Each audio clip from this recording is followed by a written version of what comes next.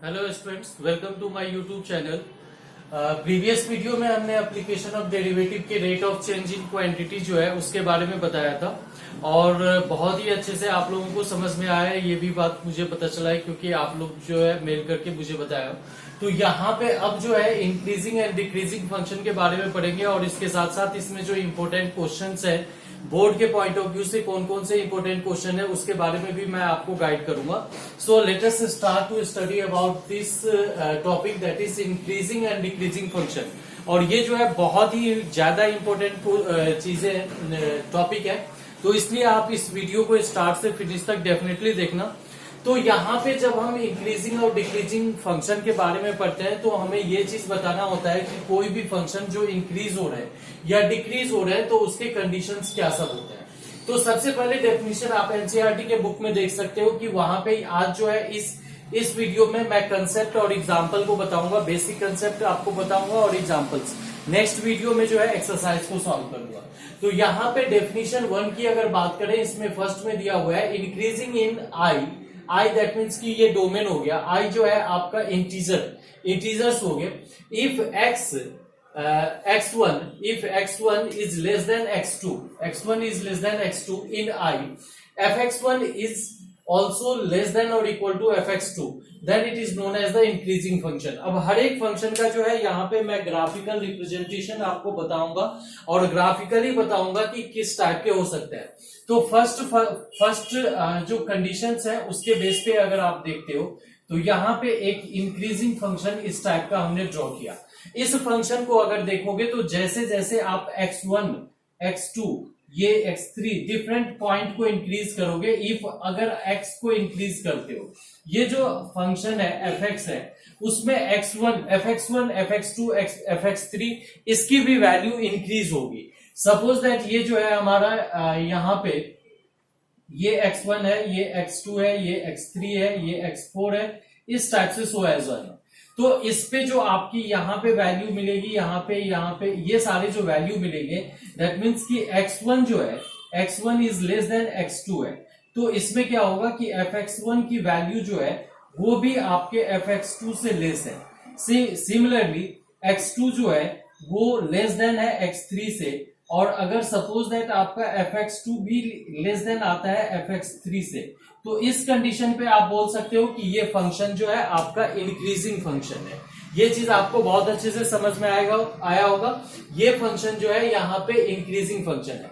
अब यहीं पे हम बात करते हैं इज इक्वल टू।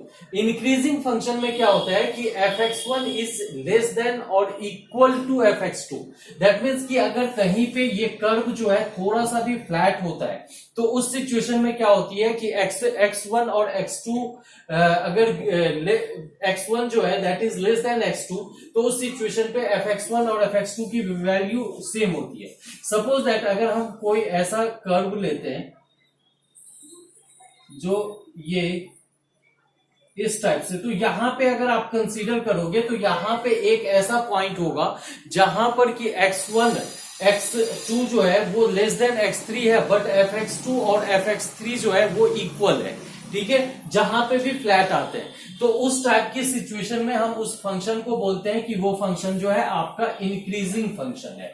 सेकेंड पे आते हैं कि जब कोई फंक्शन स्ट्रिक्टली इंक्रीजिंग क्या होता है कि अगर आपने कोई भी फंक्शन ड्रॉ किया, अब यहाँ पे देखो, यहाँ पे जो है ये हल्का सा फ्लैट आ रही है, ये जो लाइन है यहाँ पे हल्का सा एक पॉइंट पे 2 पॉइंट पे फ्लैट आ रही है। तो जब यहाँ पे आप अगर x1 x2 की बात करो जहां पर x1 x2 से छोटा है बट फ्लैट होने के कारण यहाँ पे fx1 और fx2 की वैल्यू सेम होगी, इक्वल होगी, तो इस कंडीशन में आप बोलोगे कि ये फंक्शन जो है आपका इंक्रीजिंग है। बट यहाँ पे अगर ये फ्लैट वाला पोर्शन हम हटा दिए तो यहाँ पे जितने भी पॉइंट्स हैं, अगर आपने x1 की वैल्यू x1 ये और x2, तो यहाँ पे आपका fx1 आएगा और यहाँ पे जो है fx2 आएगा। If this function is fx, तो यहाँ पे क्या होगा कि x1 ऑब्वियसली यहां से देख करके आप समझ सकते हो x1 is less then x2, और जब हम ये वैल्यू फाइंड करते हैं तो fx1 is also less than fx2। That means this is strictly increasing function, क्योंकि यहाँ पे कहीं भी ऐसा नहीं है कि fx1 is equal to fx2। तो ये चीज आप समझ गए होंगे। सेम टाइप से डिक्रीजिंग फंक्शन जो होते हैं, जो फंक्शन आपका डिक्रीज करता है, डिक्रीजिंग फंक्शन यहाँ पे जो है लिखा हुआ है डिक्रीजिंग ऑन आई, आई जो है इसका डोमेन है if x1 is less then x2 in I fx1 is greater और इक्वल टू fx2, मतलब यहाँ पे जो साइन रहेगा उसका जस्ट उल्टा साइन यहाँ पे आएगा। तो सपोज दैट इस फंक्शन की हम बात करते हैं, ये फंक्शन जो है ये फंक्शन है, यहाँ पे क्या है कि ये फंक्शन यहाँ पे ये fx है, तो अगर यहाँ पे आपने x1 कंसीडर किया और ये पॉइंट जो है हमने x2 लिया और यहाँ पे हमें fx2 मिलेगा, ये fx1 मिलेगा और यहाँ पे जो है आपका fx2 मिलेगा। तो क्लियरली आप यहाँ पे देख रहे हो कि x2 जो है that is greater than x1, x2 जो है वो x1 से बड़ा है, बट इसका अपोजिट हो जाता है कि fx2 इज लेस देन और इक्वल टू fx1। तो इस कंडीशन में आप बोल सकते हो कि ये जो फंक्शन है वो डिक्रीजिंग फंक्शन है। अब इसके लिए एक सिचुएशन ये भी हो सकता है, यहीं पे जो है एक तो इस टाइप की कर्व हो सकती है और दूसरे एक सिचुएशन की यहाँ पे फ्लैट दिख नहीं रहा है, लेकिन अगर सपोज दैट कहीं पे हम इस टाइप से हल्का सा फ्लैट अगर ले लिया तो यहाँ पे देखो ये पॉइंट जो है, ये पॉइंट x1 x2 जो भी होगा यहाँ पे बिल्कुल पास में जो पॉइंट होगा उस दोनों पॉइंट पे इसकी fx1 और fx2 की वैल्यू जो होगी वो इक्वल होगी।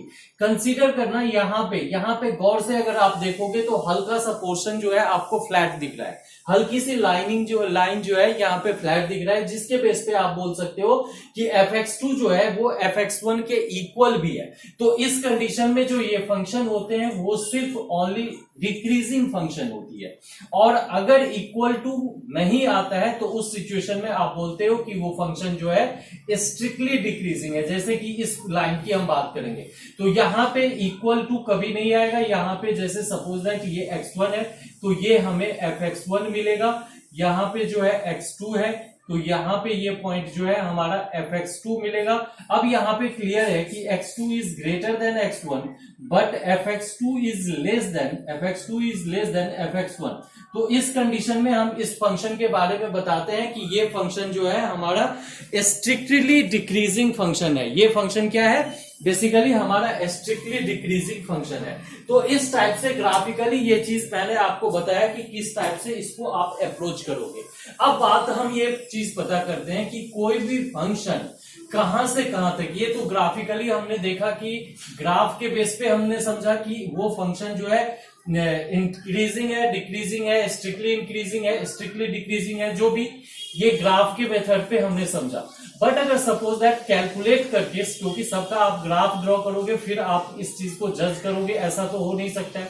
तो यहाँ पे जो है सबसे पहले तो इस मेथड से अगर किसी क्वेश्चन को आप सॉल्व करना चाहोगे तो वो चीज मैं बता देता हूं, जो कि आपके एनसीईआरटी बुक में, जिन्होंने एनसीईआरटी का बुक नहीं निकाला हो तो प्लीज आप जो है एनसीईआरटी का बुक निकाल लीजिए, जिससे कि क्वेश्चन आप वहां से देख सकते हो। तो एग्जांपल 7 जो काफी इजी क्वेश्चन है, इसकी हम बात करते हैं। यहाँ पे fx इज इक्वल टू हमारा है 7x माइनस 3।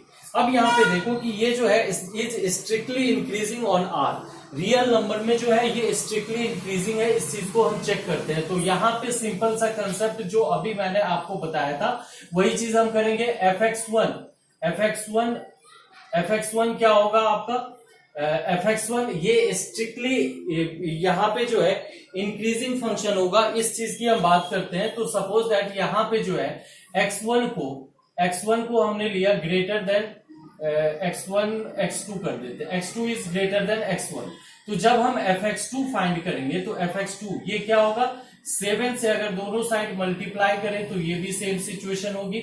अगर मान लो यहाँ पे हम दोनों साइड में 3 को सब्ट्रैक्ट करें तो भी आपका यही सिचुएशन होगा, ठीक है। अब ये फंक्शन जो है एक तरह से fx2 है और ये वाला फंक्शन जो है आपका fx1 है। तो यहां से क्लियर हो गया कि if x2 is greater than x1 then fx2 is also greater than fx1।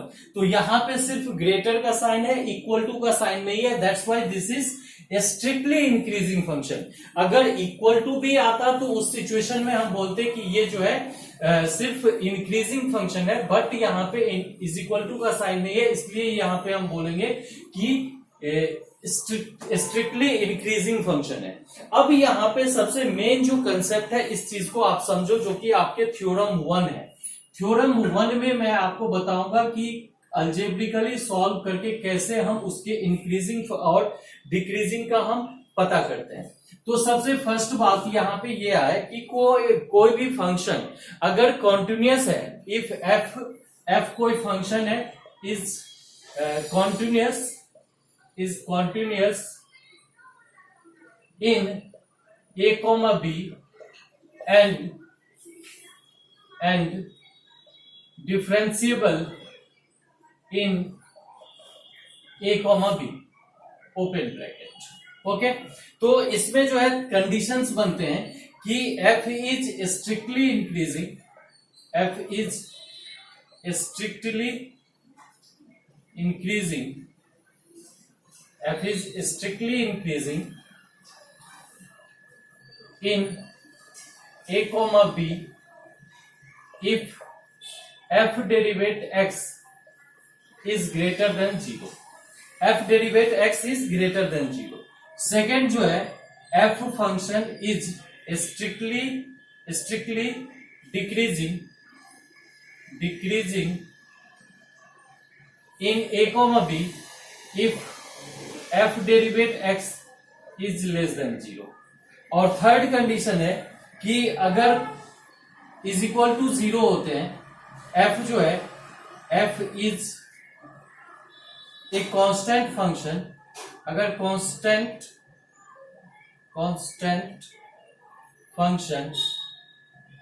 Function if f derivative x is equal to 0, f derivative x is equal to 0। अब यहाँ पे ये प्रूफ जो है मैं बहुत अच्छे से आपको ग्राफिकली बता रहा हूं, तो इसलिए आप प्लीज गौर से इस चीज को देखना। सबसे पहले हम सबसे फर्स्ट कंडीशन को कंसीडर करते हैं, f is strictly increasing. Strictly increasing में क्या होता है कि अगर कोई फंक्शन, पहले हम एक इंक्रीजिंग की बात कर रहे हैं, तो इंक्रीजिंग टाइप का फंक्शन ऐसा होगा।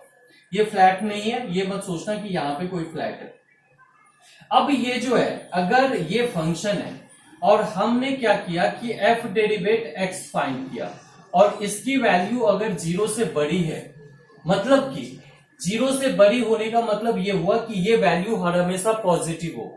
तो अगर ये वैल्यू हर हमेशा पॉजिटिव होगा तो उस सिचुएशन में जो है ये स्ट्रिक्टली इंक्रीजिंग फंक्शन होगा।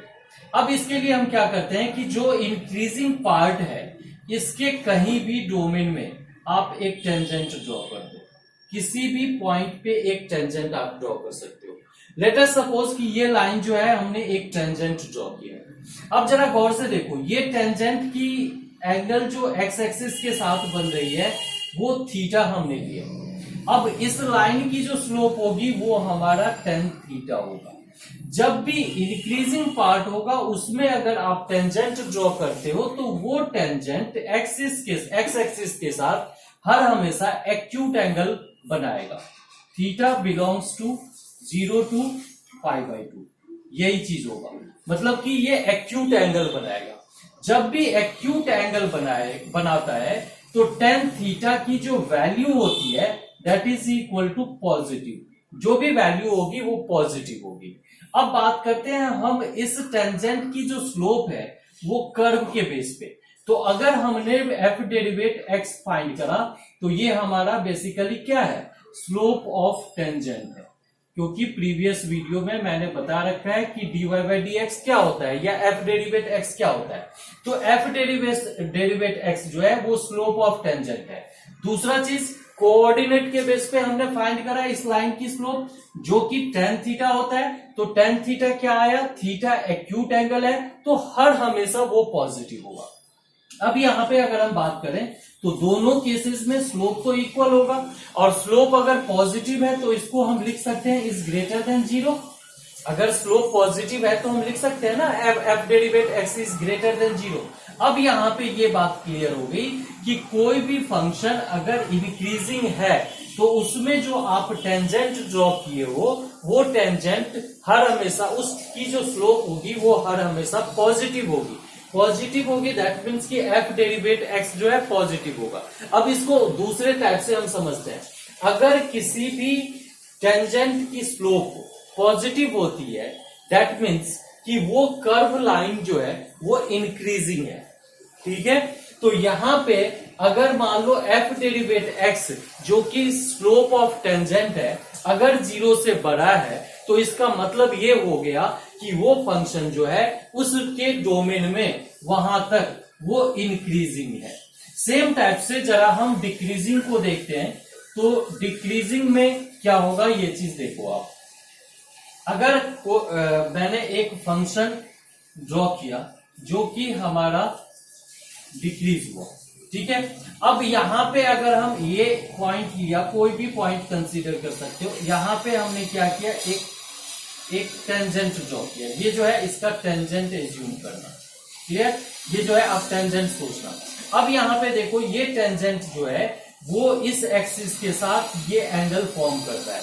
ये थीटा एंगल जो होगा वो हर हमेशा बिलोंग करेगा π/2 से पाई के बीच में, मतलब कि सेकेंड क्वाड्रेंट में, मतलब कि एक्यूट ऑब्ट्यूस एंगल होगा। अब इस लाइन की जो स्लोप होगी, स्लोप ऑफ टेंजेंट जो हमारा होगा that is equal to tan theta, and if theta belongs to π/2 to pi, that means ये जो वैल्यू होगी वो निगेटिव वैल्यू आएगा, निगेटिव वैल्यू जो भी आएगा। अब हम बात करते हैं, अगर इस फंक्शन को हमने fx कंसीडर किया तो इसकी स्लोप ऑफ टेंजेंट जो होगी, स्लोप ऑफ टेंजेंट जो हमारा होगा वो बेसिकली हमारा होगा f डेरिवेट x। अब बताओ कि ये दोनों स्लोप आपका इक्वल है, तो अगर ये दोनों स्लोप आपके, ये भी स्लोप ऑफ टेंजेंट है, ये भी स्लोप ऑफ टेंजेंट है, तो इस कंडीशन में क्या होगा, f derivative x is equal to negative value, और निगेटिव वैल्यू को हम क्या लिख सकते हैं, इज लेस देन जीरो। इसका मतलब हो गया कि जो भी फंक्शन डिक्रीज हो रहा है उसमें अगर उसमें जो उस टेंजेंट की स्लोप है वो हर हमेशा निगेटिव होगा। इसको आप दूसरे तरीके से समझ सकते हो कि अगर फंक्शन की डेरिवेटिव जो कि स्लोप ऑफ द टेंजेंट होता है is negative, then the function is decreasing, तो उसमें जो है फंक्शन डिक्रीजिंग होगा। अब एक तीसरा कंडीशन मैं आपको यहां पे बताने वाला हूं जिसमें आप गौर से समझना, आपको क्लियर हो जाएगा ये दोनों चीज और अच्छे से। हमने यहां पे एक फंक्शन कंसीडर किया जो कि सपोज दैट ऐसा है। अब इस टाइप के फंक्शन को अगर आप गौर से देखोगे तो यहां पे क्या है कि ये पहले डिक्रीज हुआ एक पॉइंट तक और उसके बाद फिर ये इंक्रीज हुआ। यहां पे गौर से याद रखना कि ये जो डिक्रीज करेगा एक पॉइंट तक आएगा, उस पॉइंट पे जो टेंजेंट होगी वो एक्स एक्सिस के पैरेलल होगा। दैट मीन्स कि वो पॉइंट जो है आपका टर्निंग पॉइंट होगा, उसके जस्ट बगल वाले पॉइंट से वो फंक्शन फिर इंक्रीज करना शुरू करेगा। तो यहां पे आप चेक कर सकते हो इसको कि अगर यहां पे इसके डोमेन में कहीं भी आप टेंजेंट ड्रॉ करो, वो टेंजेंट जो है एक्स एक्सिस के साथ ऑब्ट्यूस एंगल फॉर्म करेगा। अगर इस डोमेन में इस यहां पे जो इंक्रीजिंग पार्ट है अगर उसमें आप कहीं भी टेंजेंट ड्रॉ करो तो ये टेंजेंट जो है एक्स एक्सिस के साथ एक्यूट एंगल फॉर्म करेगा। तो आपको क्लियरली ये चीज पता चल गया कि ये फंक्शन जो है जहां पे f derivative x is greater then 0 तो वो फंक्शन उसमें इंक्रीज करेगा, और if f derivative x is less then 0 तो उसमें वो फंक्शन जो है डिक्रीज करेगा। और अगर कोई फंक्शन अपने डोमेन में, मतलब कि यहां से अगर यहां तक की डोमेन को हम कंसीडर करें, यहां से यहां तक a और b, तो उस सिचुएशन में ये फंक्शन जो है कुछ पार्ट में इसके कुछ पार्ट में ये डिक्रीज हो रहा है और कुछ पार्ट में इंक्रीज हो रहा है। तो इस सिचुएशन में उस फंक्शन के लिए हम लिखते हैं कि function is neither increasing nor decreasing. तो इस टाइप से यहां पे इसका जो इंक्रीजिंग डिक्रीजिंग का मेन कंसेप्ट है वो मैंने आपको बताया, और आई होप कि बहुत ही अच्छे से आपको समझ में आया होगा। वीडियो को रिवाइंड करके रिप्ले करके आप बार बार देख सकते हो, जिससे कि बहुत ही अच्छे से आपके और भी अच्छे कंसेप्ट हो जाएंगे। अब जो है क्वेश्चंस हम पिक करते हैं, तो एग्जाम्पल नंबर 8 है, शो दैट एग्जाम्पल 8। अब यहां पे देखो बहुत ही अच्छे से आप इसको समझने की कोशिश करना। F X is equal to आपका गिवन है X cube minus 3x square plus 4x where x belongs to r, x जो है r को बिलोंग करता है। अब यहां पे है show that the function f given is strictly increasing. Strictly increasing, ये फंक्शन स्ट्रिक्टली इंक्रीजिंग है या फिर स्ट्रिक्टली डिक्रीजिंग है, क्या है ये चीज हमें पता कैसे चलेगा? इसके लिए हमें सिंपल सा कंसेप्ट यहां पे है कि सबसे पहले f डेरिवेट x फाइंड करेंगे। जैसे ही हम f डेरिवेट x फाइंड करेंगे ये हो जाएगा हमारा 3x square minus 6x plus 4। अब इस फंक्शन को हम क्या करेंगे, ये स्टेप्स बहुत अच्छे से आप समझो कि इस क्वेश्चन को अगर हमें इंक्रीजिंग या डिक्रीजिंग का डोमेन फाइंड करना है, किस इंटरवल फाइंड करना है, तो उसके लिए हमें सबसे पहला काम ये करना है कि उसको डिफरेंशिएट करना है। डिफरेंशिएट हमने कर दिया, इसके बाद इसको 0 से इक्वेट करना है। 0 से इक्वेट कर दिया, उसके बाद इसके क्रिटिकल पॉइंट निकालना है। क्रिटिकल पॉइंट जो कि फंक्शन का, जैसे मान लो कि ये फंक्शन है, ठीक है, ये फंक्शन है। क्रिटिकल पॉइंट का मतलब होता है टर्निंग पॉइंट। यहां पे अगर एक पॉइंट ऐसा होगा जहां पर फंक्शन, जैसे देखो यहां से जो है ये फंक्शन ऊपर की ओर जा रहा है, एक पॉइंट ऐसा होगा जिसके बाद से वो नीचे की ओर आएगा, फिर यहां पे एक पॉइंट होगा जिसके बाद से ये फंक्शन ऊपर की ओर जा रहा है, दैट मीन्स इंक्रीज हो रहा है। तो ये चीज आप देखो यहां पे क्लियरली बता सकते हो कि यहां से लेकर के यहां तक, मतलब यहां से लेकर के यहां तक जो है ये फंक्शन इंक्रीज हो रहा है, यहां से लेकर के यहां तक जो है ये फंक्शन डिक्रीज हो रहा है। तो बेसिकली जब हम इसको 0 से इक्वेट करते हैं, अच्छा एक चीज और समझ लो, ये जो पॉइंट होता है, जिस पॉइंट को हम एक तरह से टर्निंग पॉइंट बोलते हैं, उस पॉइंट पे अगर आपने टेंजेंट ड्रॉ कर दिया तो ये टेंजेंट जो होगा वो एक्स एक्सिस के पैरेलल होगा। एक्स एक्सिस के पैरेलल होगा तो दोनों की जो टेंजेंट की, दोनों की जो स्लोप है टेंजेंट और एक्स एक्सिस की, वो इक्वल टू 0 होगा। अब बात हम दोनों की जो टेंजेंट की, जो दोनों की जो स्लोप होगी वो इक्वल होगा। अब यहां पे हम बात करते हैं एक्स एक्सिस की स्लोप क्या होती है, एक्स एक्सिस की स्लोप 0 होती है, तो टेंजेंट की भी स्लोप क्या होगी, एक्स एक्सिस के स्लोप के equal, which is equal to 0। तो ये लाइन जो है, ये लाइन बेसिकली हमें ये बताता है कि इसके बाद फंक्शन ने टर्न लिया और टर्न होकर के वो इंक्रीज हो रहा है या डिक्रीज हो रहा है। ये चीज हम इसके साइन के बेस पे डिसाइड करते हैं कि यहां पे आपको क्लियर है कि यहां से यहां तक में ये अगर आपको दिख रहा है कि ये इंक्रीज हो रहा है, तो ये बात क्लियर हो गया कि यहां पे एफ डिफरेंशिएट करके जो हम वैल्यू फाइंड करेंगे तो डिफरेंशिएशन एफ डेरिवेट एक्स जो है दैट इज ग्रेटर देन 0 होगी। यहां से यहां तक आपको अगर ये चीज दिख रहा है कि ये डिक्रीज हो रही है, तो ये बात आपको पता चल गया कि यहां से यहां तक जो एफ डेरिवेट एक्स की साइन होगी वो निगेटिव होगी, ठीक है। तो इस चीज को हम चेक करके बता सकते हैं, उसके लिए प्रॉपर हमें ग्राफ ड्रॉ करने की जरूरत नहीं पड़ती है।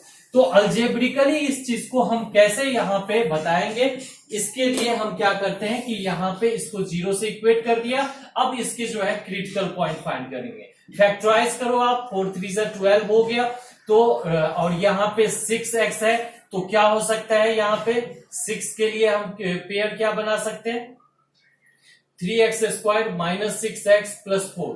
इसके लिए कोई भी पेयर आप बता सकते हो। तो इसमें जो जब आप पेयर बनाओगे तो शायद इसका जो है आपको पेयर नहीं बनेगा। तो इस सिचुएशन में हम क्या करेंगे कि अब हमें इसका साइन डिसाइड करना है। आप इस चीज को गौर से देखो, इसको अगर आप फैक्टराइज करोगे ना तो फैक्टराइज नहीं होगा, तो बट यहां पे इसका साइन हमें डिसाइड करना है कि क्या होगा। तो इसको कंप्लीटिंग स्क्वायर मेथड से हम सॉल्व कर देंगे। तो 3x square minus 3 2 6x plus 4/3। अब यहां पे अगर हम बात करें इसकी, तो 3 अब x square as it is minus 2x plus 1 होगा, तो -1 भी करेंगे और प्लस ये 4/3 भी करेंगे। अब इसके बाद यहां पे हम बात करें तो 3 ये यहां से यहां तक x -1 का होल स्क्वायर होगा, और 4/3 में से अगर -1 करोगे तो आपका कितना होगा, 3 4 -3 इज इक्वल टू ये हो गया आपका 1/3। तो यहाँ पे जो है प्लस ये 1/3 हो गया। अब यहाँ पे ये वाला पार्ट देखो कि ये जो है हर हमेशा आपका 0 से बड़ा होगा। This value will be always greater than 0, और ये दोनों तो कांस्टेंट ही है। तो दैट मीन्स आप बता सकते हो क्लियरली कि F derivate X is always greater than 0। That means कि ये x की जो डोमेन दिया हुआ है उसमें ये हर हमेशा 0 से बड़ा होगा। That means F derivative x की जो वैल्यू होगी वो 0 से बड़ा होगा। इसका मतलब ये हुआ कि ये फंक्शन जो है आपका इंक्रीजिंग फंक्शन है। तो ये क्वेश्चन आपका क्लियर हो गया। अब एग्जाम्पल 9 को हम सॉल्व करते हैं। तो एग्जाम्पल 9 में ये क्वेश्चन जो है आपको बहुत ही अच्छे से समझना है। देख लो एग्जाम्पल 9 में है prove that the function given by F X is equal to cos X. F X is equal to यहाँ पे हमारा है कॉस एक्स इज फर्स्ट जो है ये है स्ट्रिक्टली डिक्रीजिंग इन 0,5 और सेकेंड है strictly increasing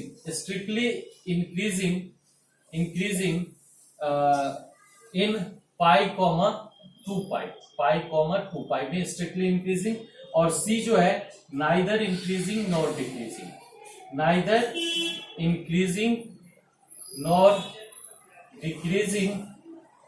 decreasing in 0,2 pi। अब देखो ये क्वेश्चन बहुत बढ़िया है आप लोगों के लिए समझने के पॉइंट ऑफ व्यू से। तो कुछ भी नहीं करना है, ये पार्ट है एफ एक्स है। सबसे पहले हम एफ डेरिवेट एक्स फाइंड करेंगे, ये हमारा आ जाएगा माइनस साइन एक्स। क्लियर। अब यहाँ पे एक क्वाड्रेंट हम बनाते हैं। अब इस क्वाड्रेंट में आप देखो सबसे पहले जो है हमें 0 से पाई, सबसे पहले जो है हमें 0 से पाई की बात करना है। तो 0 से पाई का मतलब ये ऐसे, दैट मीन्स कि फर्स्ट और सेकेंड दोनों क्वाड्रेंट। फर्स्ट क्वाड्रेंट में ये क्या है साइन पॉजिटिव होती है और सेकेंड क्वाड्रेंट में भी साइन पॉजिटिव होती है। तो दैट मीन्स कि जब 0 से पाई होगी तो उसमें ये वैल्यू जो है एफ डेरिवेट एक्स क्या होगा, F derivate X is less then 0 होगा इन 0,पाई। इसका मतलब ये हो गया आपका स्ट्रिक्टली डिक्रीजिंग। ठीक है, फर्स्ट कंडीशन। सेकेंड में जो है इसी को हम कैरी करेंगे तो F derivate X is equal to minus sine X है। सेकेंड इसमें दिया हुआ है इंक्रीजिंग पाई टू 2 पाई, पाई से 2 पाई में साइन निगेटिव होता है। तो जैसे ही हम यहाँ पे माइनस ऑफ साइन का साइन है माइनस, तो ये बेसिकली हमारा प्लस साइन एक्स आएगा। इसका मतलब क्या हुआ कि F derivate X is greater then 0। इसका मतलब ये जो है स्ट्रिक्टली इंक्रीजिंग है। अब थर्ड कंडीशन पे आते हैं। मैंने आपको बताया था कि अगर आप 0 से 2 पाई पूरा लेते हो तो उस सिचुएशन में कुछ पार्ट में हाफ में जो है वो डिक्रीज हो रहा है और हाफ में इंक्रीज हो रहा है। तो इसके बेस पे हम लिखेंगे कि this is neither increasing nor decreasing. तो ये फंक्शन जो है ना ही इंक्रीज कर रहा है ना ही डिक्रीज कर रहा है इस डोमेन से। क्लियर है। अब इसी के नेक्स्ट जो क्वेश्चन है उसको हम सॉल्व करते हैं। तो ये आपका एग्जाम्पल नंबर 10 है। एग्जाम्पल नंबर 10 यहां से भी आपको बहुत अच्छे से समझ में आ जाएगा। तो आप जो है प्लीज एनसीईआरटी का बुक रख लो जिससे कि आपको क्वेश्चन बहुत ही अच्छे से वहां से देख सकते हो, क्योंकि क्वेश्चन लिखने में वीडियो की लेंथ बहुत ही ज्यादा बड़ी हो जाएगी, इसलिए मैं क्वेश्चन सारा नहीं लिख रहा हूं। अब इसमें है कि find the intervals in which the function F given by this is strictly increasing. First में है स्ट्रिक्टली इंक्रीजिंग और सेकेंड में है आपका स्ट्रिक्टली डिक्रीजिंग। अब ये चीज हमें एक तरह से फाइंड करना है। तो चलो हम इसको फाइंड करते हैं। सबसे फर्स्ट काम मैंने आपको बता रखा है एफ डेरिवेट एक्स, इसको तो बिना देखे आप सॉल्व करो कि मतलब इसमें जो है सोचने की जरूरत ही नहीं है। एफ डेरिवेट एक्स तो सबसे पहले निकालो, 2x माइनस ये क्या हो जाएगा 4। अब ये जो है इसकी वैल्यू यहाँ पे अगर 0 से इक्वेट करें तो x इज इक्वल टू हमारा क्या आएगा 2 आएगा। इसका मतलब क्या हुआ कि ये फंक्शन जो है 2 पे टर्न ले रहा है, 2 पे ये फंक्शन टर्न ले रहा है। अब वो इंक्रीज से डिक्रीज हो रहा है या डिक्रीज से इंक्रीज, वो हम डिसाइड बाद में करेंगे साइन के बेस पे, लेकिन अभी सिर्फ हमें इतना पता चल गया यहाँ पे कि वो फंक्शन जो है 2 पे टर्न ले रहा है। तो यहाँ पे हमने 2 डाला। अब ये चीज देखो कि 2 से अगर बड़े वैल्यू यहाँ पे हम पुट करते हैं, इसको आप यहाँ पे लिख लो, 2 कॉमन लेने पे x minus 2 is equal to. अब अगर यहाँ पे हम 2 से बड़ा वैल्यू कुछ भी पुट करते हैं तो उस सिचुएशन में ये हमेशा पॉजिटिव आएगा, और 2 से छोटे वैल्यू अगर रखते हैं तो ये हमेशा निगेटिव आएगा। इसका मतलब क्या हुआ कि ये फंक्शन पहले तो डिक्रीज कर रहा था और फिर जो है इंक्रीज करना शुरू कर दिया। तो यहाँ पे चूंकि हमें स्ट्रिक्टली इंक्रीजिंग फाइंड करना है, तो इसका मतलब ये हुआ कि माइनस इंफिनिटी से 2 में जो है ये स्ट्रिक्टली डिक्रीजिंग है। सेकेंड का आंसर ये होगा डिक्रीजिंग, और फर्स्ट का जो है आंसर हो जाएगा 2 से इंफिनिटी। ठीक है, 2 से इंफिनिटी। तो ये इसका जो है इस क्वेश्चन का आपका आंसर आ जाएगा। ठीक है, तो इस टाइप से इसको देख सकते हो। सेम टाइप से एग्जांपल 11 जो है, एग्जांपल 11 भी आप सेम टाइप से कर सकते हो, इसमें कोई दिक्कत नहीं है। अब यहाँ पे आते हैं एग्जांपल 12, जो कि बहुत इंपॉर्टेंट क्वेश्चन है। एग्जाम्पल 12 आपके बहुत ही ज्यादा इंपॉर्टेंट क्वेश्चन है, इसको हम देखते हैं, सॉल्व करते हैं। तो एग्जाम्पल 11 जो है आप बहुत ही अच्छे से खुद कर सकते हो। यहाँ पे एग्जाम्पल 12 में देखो कि fx इज इक्वल टू दिया हुआ है हमारा, fx is equal to sine 3x, fx is equal to sine 3x। अब यहाँ पे x belongs to 0, pi by 2 को बिलोंग करता है। यहाँ पे हमें फाइंड करना है, फर्स्ट में हमें इंक्रीजिंग फाइंड करना है, और सेकेंड में यहाँ पे जो है हमें डिक्रीजिंग फाइंड करना है। क्लियर है, इंक्रीजिंग और डिक्रीजिंग। तो इसमें कुछ चीजें हैं जो कि बहुत इंपॉर्टेंट है, इसलिए आप जो है इसको बहुत अच्छे से समझने की कोशिश करना। सबसे पहले ये बात हम करते हैं, यहाँ पे जब हम f डेरिवेट x फाइंड करेंगे तो हमारा ये 3 cos 3x होगा। क्लियर, इसमें तो आप लोगों को डाउट ही नहीं होगा। अब यहाँ पे ये चीज देखो, x बिलोंग्स टू 0 और लेस देन और इक्वल टू पाई बाई 2, ये चीज हमें गिवन है। अब यहाँ पे चूंकि हमारा 3x है, तो 3x को हम कैसे यूज करेंगे? तो 3x को यूज करने के लिए दोनों साइड में 3 से मल्टीप्लाई कर देंगे, तो ये 0 हो गया, ये 3x हो गया, और ये लेस देन और इक्वल टू 3 पाई बाई ये 2 था, ये 2 कर दो, 3 पाई बाई 2। तो ये हमारा जो है 3x का डोमेन हो गया, एक तरह से 3x का डोमेन हो गया कि कहां से कहां तक जाएगा। तो ये जो है 0 से 3 पाई बाई 2 तक जाएगा। अब यहाँ पे अगर इसको 0 से हम इक्वेट करें तो हमारा क्या होगा, cos 3x is equal to क्या होगा हमारा, ये जो है 0 हो जाएगा। तो 3x इज इक्वल टू क्या होगा, 2n पाई,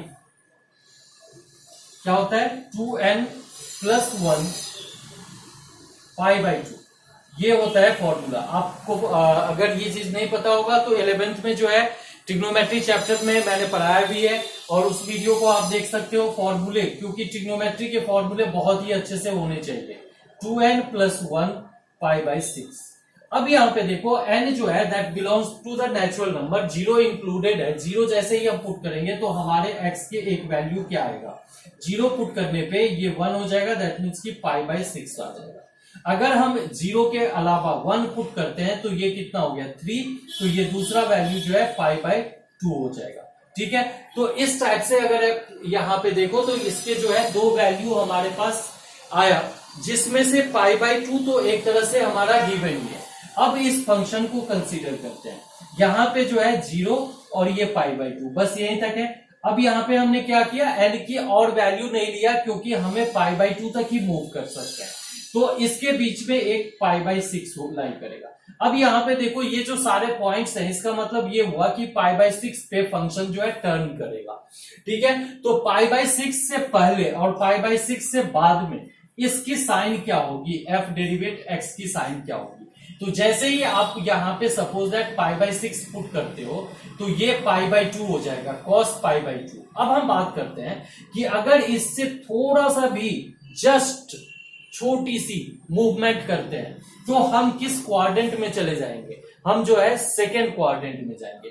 सेकेंड क्वाड्रेंट में cos क्या होता है, निगेटिव, तो इसमें पूरे में इसकी साइन क्या हो गई, निगेटिव।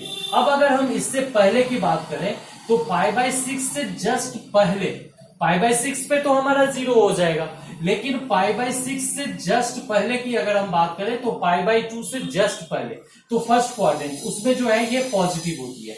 तो इस बात से यहाँ पे क्लियर हो गया कि ये 0 से π/6 में इंक्रीज है और फिर π/6 से π/2 पे जो है ये डिक्रीज हो रहा है। ठीक है, तो यहाँ पे चूंकि हमें क्लोज ब्रैकेट दिया हुआ था तो 0 से π/6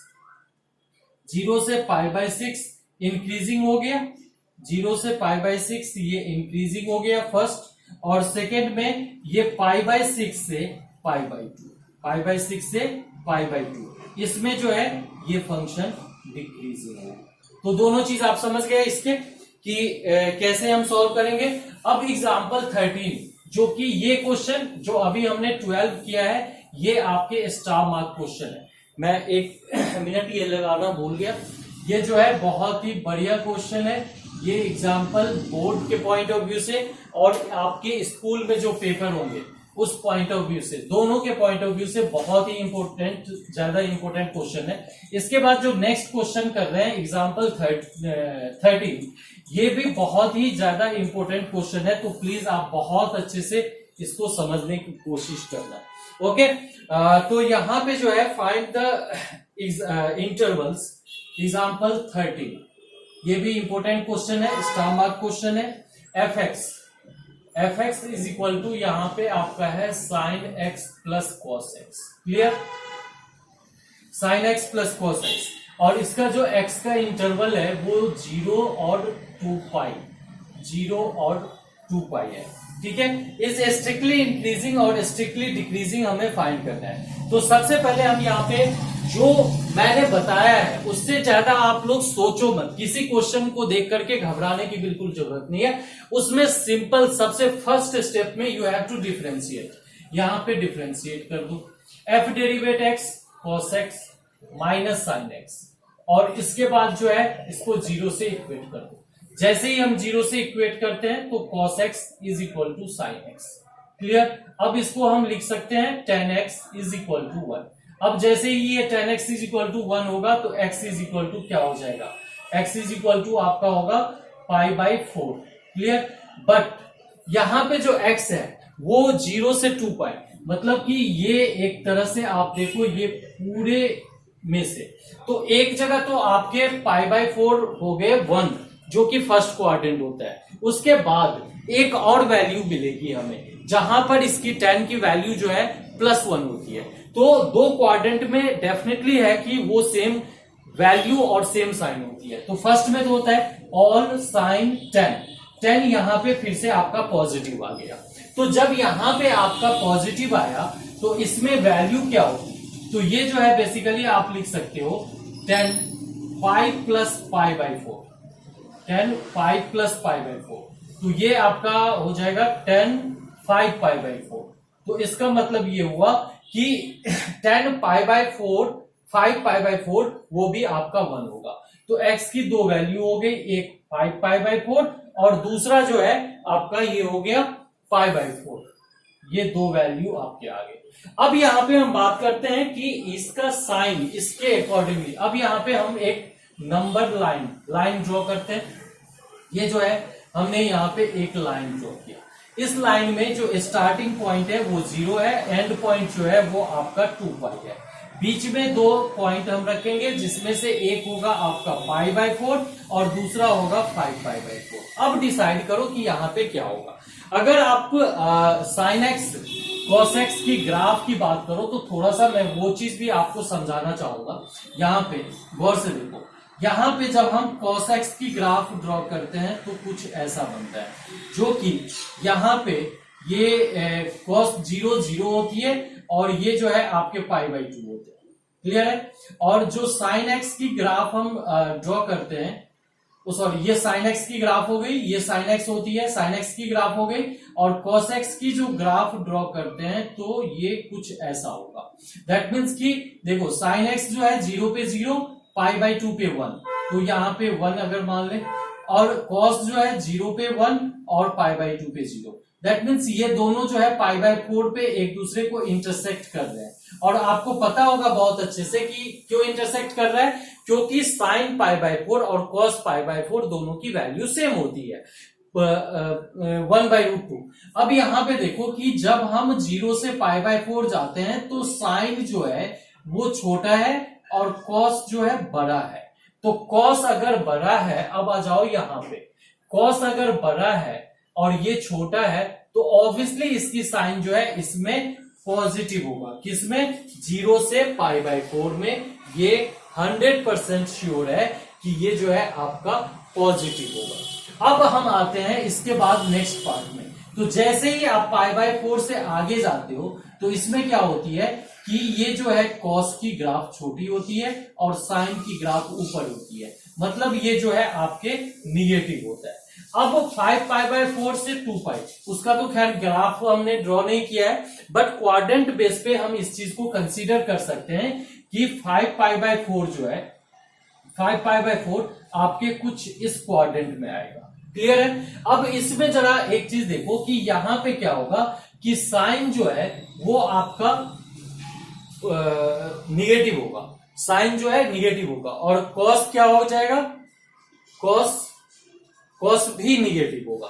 तो साइन के साथ निगेटिव ऑलरेडी है और इसका साइन का भी निगेटिव, तो माइनस माइनस प्लस हो जाएगा और ये कॉस जो है आपका निगेटिव होगा। तो इसका मतलब क्या हुआ कि और साइन एक्स इसमें जो है जैसे ही आप आगे बढ़ोगे तो ये वैल्यू में जो इसमें जो है साइन की वैल्यू बड़ी होगी, जिसके बेस पे आप बोल सकते हो कि इस इंटरवल में ये प्लस होगा। तो इससे ये चीज क्लियर हो गया कि ये जो है 0 से पाई बाई 4 में, 0 से पाई बाई 4 में इंक्रीज करेगा, पाई बाई 4 से 5 पाई बाई 4 में जो है स्ट्रिक्टली डिक्रीज करेगा, और फिर 5 पाई बाई 4 से 2 पाई में जो है ये स्ट्रिक्टली इंक्रीज करेगा। तो इस टाइप से इंटरवल बना करके इस क्वेश्चन को जो है लिख सकते हो। तो आज जो है इस वीडियो में मैंने जितने भी एग्जांपल्स हैं उसको सॉल्व किया, और ये दोनों जो एग्जांपल लास्ट में बताया हूं जो कि 13 और 12 है, ये मोस्ट इंपोर्टेंट एग्जांपल है। सो प्लीज आपने इस वीडियो को देखा होगा, अच्छे से आपको समझ में आया होगा, तो डेफिनेटली आप इस वीडियो को लाइक करना, शेयर करना, चैनल को सब्सक्राइब करना और नोटिफिकेशन में बेल आइकन को पुश करना, जिससे कि नेक्स्ट वीडियो जो मैं अपलोड करूंगा वो आपको बहुत ही आसानी से मिल सके, वो नोटिफिकेशन में आपको पता चल जाएगा। और खूब अच्छे से पढ़ाई करना, बोर्ड के लिए बहुत ही अच्छे से तैयारी करना और मेरे वीडियो देखते रहना, जिससे कि काफी अच्छे से मैथ्स आपका इजीली सॉल्व हो जाए। Okay, thank you.